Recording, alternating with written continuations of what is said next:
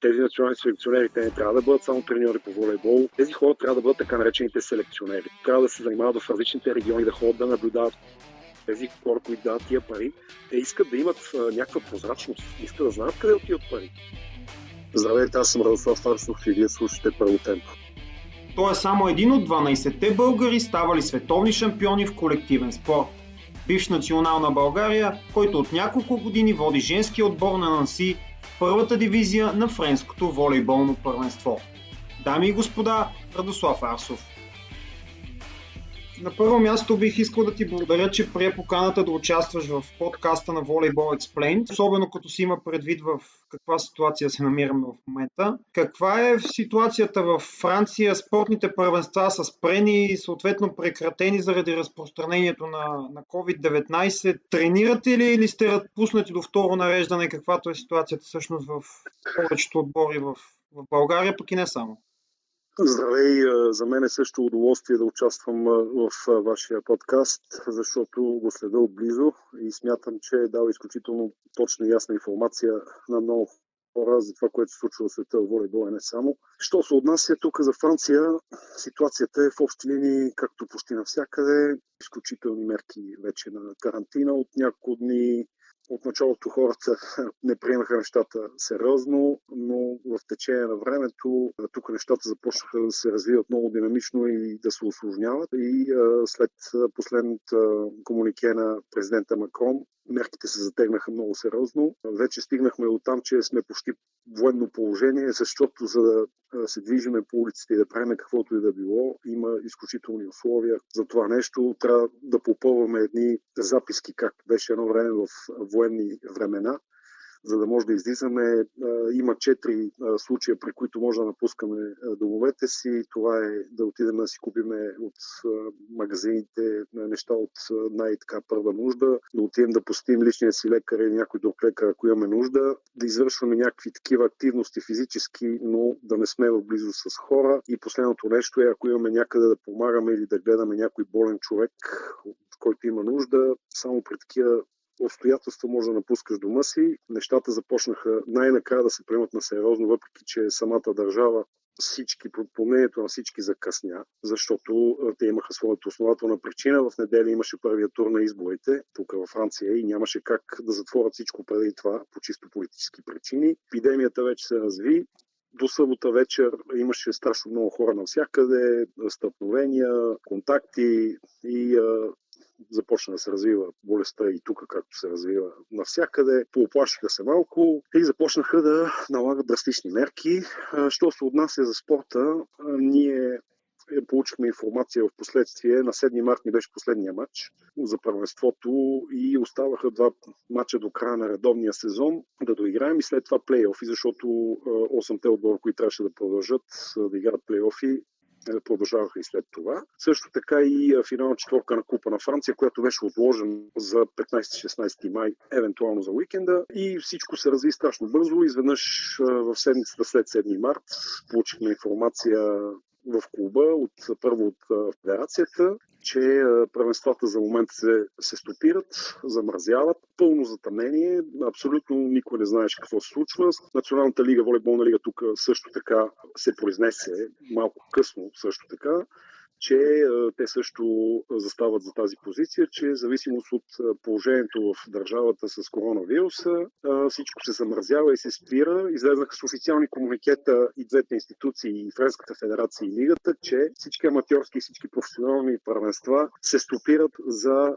определен период от време. Предложенията са различни, интересите са различни. Най-така осъждания вариант е да се спре първенството, да няма излъчване на шампион, да няма изпадащи отбори от Суперлигата, да няма качващи се, но това не е вариант, защото интересите на така богатите отбори са да участват в европейски турнири и да излъчат шампиони, кой ще разпределение на местата.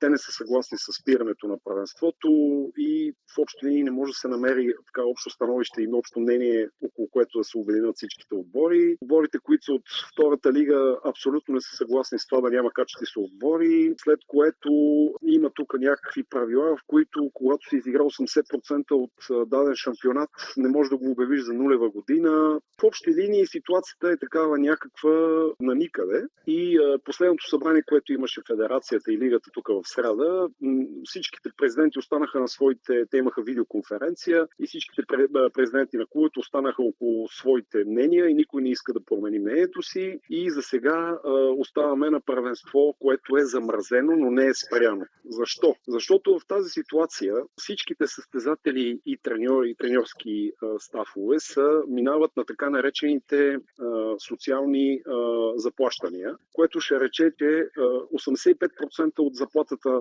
на всеки състезател и на всеки треньор от стафа се заплаща от държавата в продължение на 2 месеца. И 15% плаща работодателя, което чисто политически е много интересно за самите клубове, защото това е една голяма икономия на средства, които ще направят, ще акумулират клубовете тук за 2 месеца, което пък ще запълни празнините, оставени от спонсори, които може би няма да могат да помогнат в този момент. Така че в общи линии нещата се компенсират до някъде. Що се отнася до тренировките, след като излезнахме на тези социални заплащания, така наречените, които се контролират от държавата, ние чисто технически нямаме право вече да тренираме отборите, защото ние вече не сме на работа. Състезателките не са на работа и ние самите като треньори вече не сме на работа. Затвориха абсолютно всичко, зали запечатаха за минимум 15 дни, всякакви спортни съоръжения, фитнеси и просто няма никаква техническа възможност да тренираме и да практикуваме където и да било, което автоматически означава, че нещата отиват по-скоро на спиране на абсолютно всичко. Никой тук не вярва, че първенствата ще се подновят и никой не вижда изход от тази ситуация, просто не вижда никой как ще се случват нещата от тук нататък и как може да се продължи. Аз смятам, че да, всеки един състезател, особено на професионално ниво, трябва да извършва някаква активност в къщи, за да поддържа някаква форма. Аз мисля, че това е трудно изпълнимо и е трудно да се проследи, защото няма как да следим състезателите по домовете им какво правят. Точно в тази ситуация малко ми се струва пресилено. Всеки би трябвало на собствено така, как да кажа, основание да си поддържа това ниво, да се поддържа, да тренира по всякаква форма, да прави някаква... Но е трудно, съгласете, когато не мога да излезеш навън и не можеш да имаш никаква активност, да се затвориш къщи, да правиш някакви упражнения. Според мен трудно е да се мотивира човек, въпреки че би трябвало да се намери някаква, макар и малка мотивация. Най-големият тук дебат, който е за самите Олимпийски игри и за хората, които са под иското писмо на френските федерации и Олимпийския комитет. Това се водят атлети на високо ниво. Всичко е съсредоточено в момента в тази насока, за да се опитат те по някакъв начин да се опитат да им отварят някакви структури, някакви фитнеси, някакви стадиони, за да могат те все пак да влизат и да поддържат някакво ниво. Като това се прави при изключителни мерки. Всичко е абсолютно изолирано, дезинфекцира се постоянно, тренира се на някакви групи по 2-3 до 6 човека максимум. Такава е разпоредбата от Министерството на спорта. Тоест само за потенциалните олимпийци в момента има някакво разрешение. Абсолютно. Опитват се да намерят някакъв начин, обсъждат постоянно и не им се иска, защото все пак Франция има страшно много олимпийци, вече, които са минали квалификациите и те са подготвени за всяка една ситуация, защото последните индикации, които са от Олимпийския комитет и организатора Япония, е, че те не смятат да отлагат Олимпийските игри, че според тях под някаква форма ще се проведат. И Франция много държи на спорта, имат изключително много успехи и много би им се искало да имат някакви резултати на тази олимпиада. И за това правят всичко възможно на проекто олимпийските състезатели да им предоставят някакви условия минимални, които да им позволят да поддържат някакво ниво, а не след което, когато нещата се поуспокоят, да започнат всичко от нулата, защото за един атлет на високо ниво това е изключително трудно и после, поред мен, при всички положения ще има някакви проблеми за поддържане на някаква спортна форма, за запазване на някакво ниво, защото всяко едно прекъсване, което е повече от 7-10 дни, се отразява изключително много на атлети на високо ниво и после е много трудно да запазиш спортна форма, след като в продължение на повече от 2 седмици не си поддържал не си имал никакъв тренировъчен процес през това време. Ако сега се върнем малко назад във времето. Ти си всъщност един от само 12 български състезатели, в който и да е колективен спорт, който е ставал световен шампион с отбор до 20 години в Кайро през 1991 година. Всъщност с какво беше онзи отбор по-специален от всички следващи, както при младежите, така и при мъжете, които всъщност не успяха да повторят този ваш успех? Аз първо смятам, че ние имахме индивидуални качествени състезатели много. И имахме един треньор като Светослав Стойчев, който пое този отбор и направи един изключителен колектив, без никакво напрежение, без никакви такива мерки, каквито бяха за това време, дисциплина, постоянно да ни следят, постоянно. И ние просто отидахме, играхме една квалификация в Гърция, спечелихме абсолютно категорично, без никакво напрежение. Другото нещо, което беше интересно е, че когато ние отидахме на световното, абсолютно никой не ни слагаше в фаворитите. Ние си просто си играехме мачове, забавлявахме се, имахме изключителни състезатели и тогава за времето Мартин Стоев, Петър Озунов, Ники Иванов. Това са състезатели, които от това поколение след това дълги години Евгений Иванов продължиха и в мъжките гарнитури. И просто това ни помогна, че никой не взимаше на сериозно и къде на шега, къде на майтап успяхме да победим всичките отбори. Абсолютно категорично на полуфинал и на финал разгромихме Съветския съюз и Италия. И беше така малко като гръм от ясно небе за всичките отбори. И просто имаше едно спокойствие, имаше много силни индивидуални играчи, които ги събрахме в един колектив. Един треньор като Светослав Стойчев, който абсолютно ни остави без смисъл, без да ни вкарва някакво напрежение. Просто искаше да има един колектив и нещата се случиха, дет се казва, от само себе си, без нищо повече, което трябваше да се направи в тази ситуация. А защо всъщност според теб след това не успяхме да надградим над успехите, както на това поколение, така и на поколението от 2006-2007 година, което спечели медали както на световно първенство, така и на световна купа? Мисля, че основният проблем в българския волейбол в годините е бил, че не е имало абсолютно никаква ясна визия за по-дълъг период от време. Винаги прехода от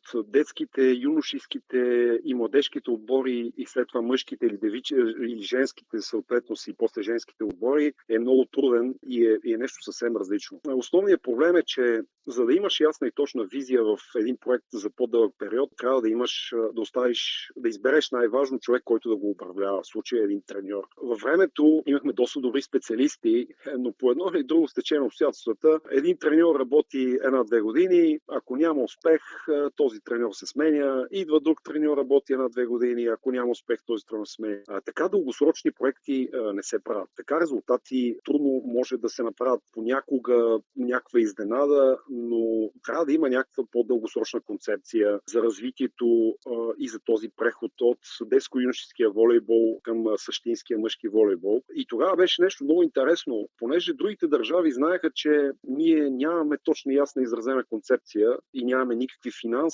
финансови възможности по това време нямахме. Аз лично и знам, че моите колеги от отбора, които бяхме в основния състав, бяхме потърсени от Гръцката федерация по волейбол. Аз лично да ни предложат да преминем да състезаваме към Гръцкия национален отбор и да участваме тогава, да ни вземат в топ отборите, като Олимпиакос, Панатинаикос, Ористиада. Имаше много сериозни напреднали преговори за това нещо, но въпросът беше, че ние повечето бяхме в казармата и отдавахме военната си служба и просто чисто технически нямаше как да се случи. Но хората в интерес на истината така доста бяха загрижени.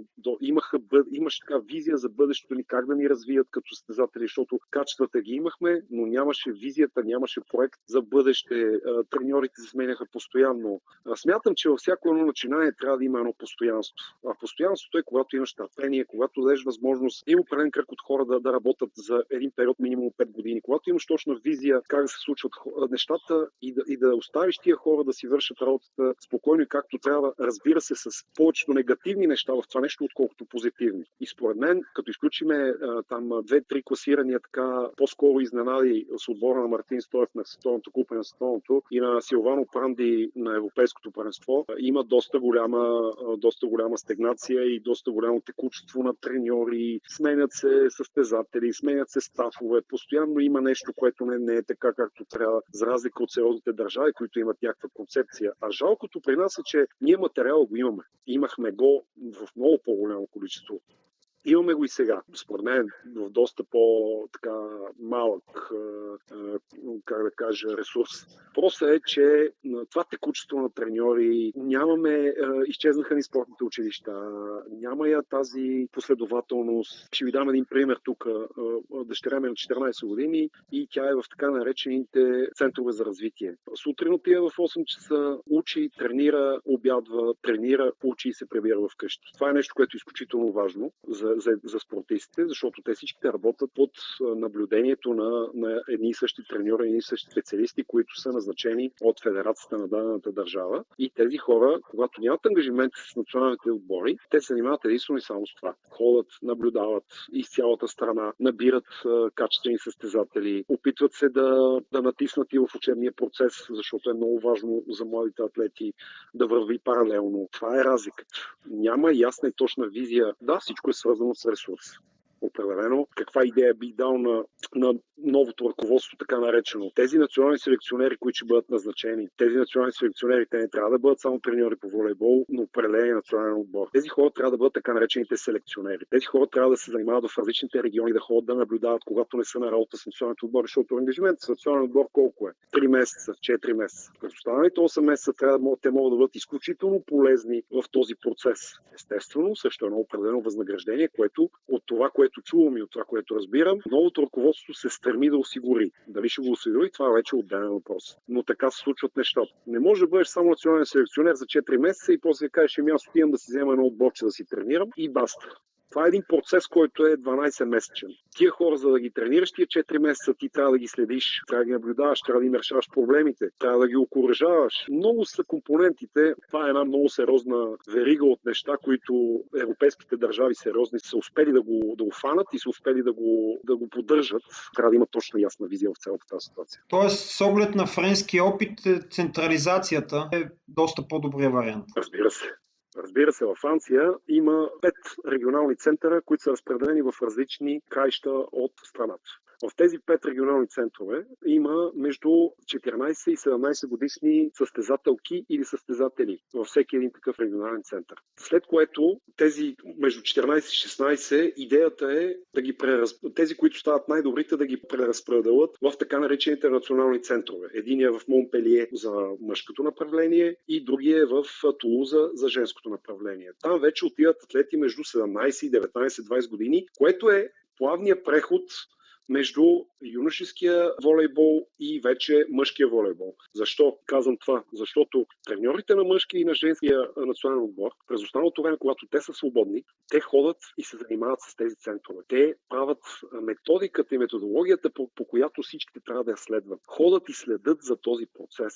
Ходят и работят с треньорите, които работят в тези центрове, за да всичките да гледат в една и съща посока. След което вече този преход е много по-безобиден и много по-плавен, защото тези центрове имат една и съща методика от 14-16, от 16 до 20 и след което в мъжкия волейбол. Разбирате ли каква е системата и защо нещата се случват по този начин? Аз ви дам пример за Франция, но смятам, че има такива центрове в Германия, в Полша, в Италия. Говорим за развитите държави, които имат претенции да имат развит волейбол на сериозно ниво. В България също е изпълнимо, според мен.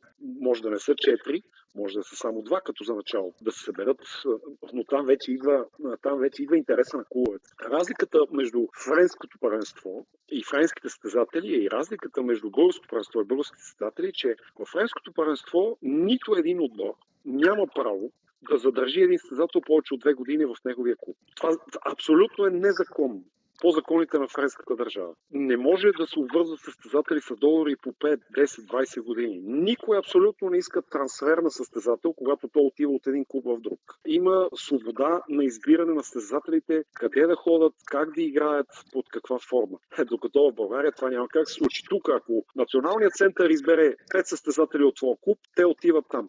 Никой не може да ги спре. България, ако се създаде такъв национален център и се поискат тия състезатели от клубове от България, веднага ще има противоречие, защото веднага ще бъде приказката: ами вие не взимате състезателите, ние с кой ще играем.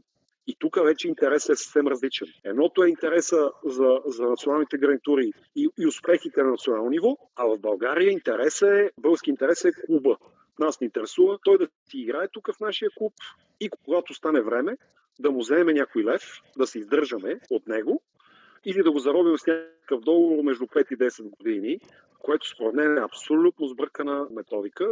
Според мен това е абсолютно незаконно и ненормално. В България повече от клубовете се издържат от трансфери, но в края на краищата смятам, че в повечето от клубовете, въпреки че е тежка икономическа ситуация в България, имаме пример с Хебър Пазарджик, имаме пример с Марица Пловдив, имаме пример с много клубове вече, които започват да дават чист финансов ресурс за развитието на волейбола, обаче тези хора, които дават тия пари, те искат да имат някаква прозрачност, искат да знаят къде отиват пари. В България какво се получава? Президентите на клубовете, на спонсорите, защото те не са им партньори, те са им спонсори, дайте пари, а ние ще решим как ще ги разпределим. Кой знае къде отиват парите? Кой знае как се разпределят парите? Никой. Никой няма да идея в България пари и да има точна, ясна прозрачност къде отиват тия средства. И там вече нещата се губят, хората не искат да дадат пари, защото смятат, че парите не отиват по предразпределение, клубовете започват да циклат и започват да се чуват как да продават състезатели, само и само да си издържат собствения клуб, докато примерно това като държави, като Франция, Полша, Германия, това абсолютно е немислимо и не съществува. Нещата са простички и ясни, само че трябва да има някакви правила. Какъв е начинът всъщност за отношение от страна на клубовете към спонсорите, тъй като знаем, че в България наистина леко се неглижира, по-скоро чакаме при нас да дойде спонсор. Тук говорим вече за маркетинг, спортен маркетинг, което е също много сериозен компонент вече в съвременния спорт. Нещо, без което абсолютно не е мислимо. Точно това е идеята и аз тук съм абсолютно съгласен с концепцията на Левски, защото там вече виждаме, че хора са бизнесмени, които сериозни, които влизат в спорта и те не имат идея за какво става въпрос. В днешния ден много малко са хората, които могат да си позволят да дадат някакви средства и тези хора по-скоро трябва да се почувстват наистина партньори на даден проект, а не спонсори, защото той, ако искаш, ще ти ги даде тия пари, ако иска, няма ти ги даде. За да го убедиш да ти ги даде тези пари, ти трябва да му покажеш защо трябва да ги даде. Трябва да му представиш проект. Специално тук във Франция много се набляга на социалния фактор. Много се набляга на детско-юношеската част за влизане на децата в залите и занимаване с някаква спортна активност, което е много важно. Много е важен фактор да накараш един партньор с концепцията, която ще му представиш. Той да бъде наистина партньор, той да се чувства част от този проект, той да се чувства част от това семейство на клуба, той да се чувства съпричастен, да има възможност да взима решения, да има възможност да ти дава насоки в твоя проект. Всъщност трябва да го накажеш да се почувства важен. А като му дадеш всички тези аргументи, той се чувства по някаква форма съпричастен и важен и за него парите нямат никакво значение. На един партньор трябва да му помагаш също. Аз вече 2-3 пъти съм канен в отделни фирми, с които са наши партньори, за как аз менажирам моят отбор. Защото в общи линии, когато седнем да разговаряме с шефовете на фирмите, ние се сблъскваме в общи линии с едни и същи проблеми. Тази размяна на опит, тази размяна на такива като семинари, аз съм бил по 2-3 часа на семинари в фирми и хората искат да знаят аз как менажирам един екип от 12 състезатели и още един екип от 5-6 хора в клуба, които на мен ми помагат всеки ден. В случая административен директор, маркетинг, комуникация, президент, вице-президент, медицински став. И в повечето случаи един спортен клуб, той е като една фирма. И ние се сблъскваме в общи линии като едни и същи проблеми да решаваме както една нормална фирма. С различните му проблеми и в различните тематики. И когато ти един такъв партньор му покажеш каква важност има той в твоя проект, когато ти го вкараш да той съпричастен, когато ти му дадеш тази важност, ето са приел нашия клуб в тази ситуация, излезе с комуникация да благодари на всичките партньори, чрез официален мейл беше изпратен към всичките партньори, че в тази тежка ситуация ние се поддържаме, че ние разчитаме един на друг за бъдеще, че ситуацията е тежка, но ние ще се опитаме да излезем заедно от тази ситуация, защото всички заедно сме в тази ситуация. И това е така наречения маркетинг, който според мен е малко, все още не е доста, как да кажа, разработен в България. Ами България си караме малко по старата система. Тук, ако искаш да дойде спонсор, дай ни пари, по-оттам нататък вече какво се случва. Партньор участва в един социален проект. Той не е само спонсор да дойде да ти даде ни пари. Той трябва да се причастен на всичко, което се случва и той да усети, че ти имаш нужда от него и че в същото време той, когато има нужда от клуба като клуб, ти можеш да разчиташ на него. И в общи линии така по този начин спонсорите или не спонсори, точно и партньорите, може да се почувстват, да ги съблазниш и най-вече да ги накараш да се почувстват важни в твоя проект. Това е единствения начин. Това, което ние правим в нашия клуб. И като за финал, знаем, че по време на лагери редовно се случват доста интересни, а по някои забавни случки. Можеш ли да разкажеш най-веселата, която ти идва, но без значение дали става дума за периода, в който си бил състезател или сега като треньор? Треньор, да. Тази година ми се случи нещо изключително смешно. То всъщност беше и трагично и смешно. Отидахме да играем. Първо отидахме да тренираме в Южна Франция, в Кан. Тогава започнаха тези проливни бури и дъждове и когато се прибирахме в хотела, абсолютно всичко беше блокирано и ни се наложи да минаваме през задния ход на хотела, да се провираме през едни огради, през едни дупки. Когато влезахме в хотела, всичко беше абсолютно в първия етаж. Едва ли не плувахме, нямаше асансьори, нямаше ток.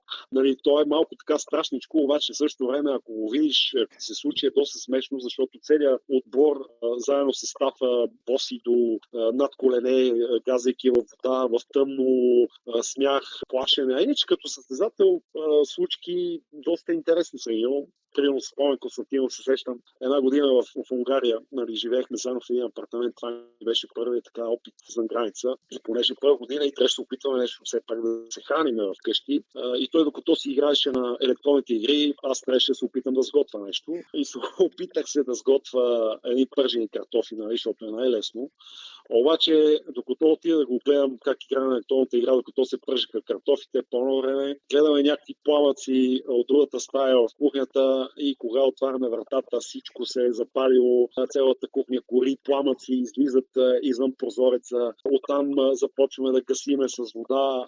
В общи линии бяхме като абсолютни пожарника и това ни беше така доста интересен опит и доста така забавен, бих казал. Благодаря ти отново за това, че прие поканата да участваш в нашия подкаст и се надявам, че след време бихме могли да го повторим. Аз също благодаря. Трябва да има комуникация в този момент, защото това е единственото нещо, което ни остава. Да комуникираме помежду си, без да имаме директен контакт, да спазваме всичките мерки, които са заложени като рестрикции в тази ситуация, защото е изключително важно да разберем важността на проблема. Сигурен съм, че ако всички спазваме правилата, нещата ще се случат възможно най-бързо. Много се радвам, че има такива подкастове като твоя, защото смятам, че е изключително добре направен и хората, които подбираш като гости, са доста компетентни и според мен дава една доста интересна информация на хората в волейбола и извън волейбола. Бъдете здрави, стойте си вкъщи и разбира се, че с най-голямо удоволствие, като се приема в България. Ако ви е било интересно и ако мога да бъда полезен, бих имал огромното желание да повторим още един път подкаст.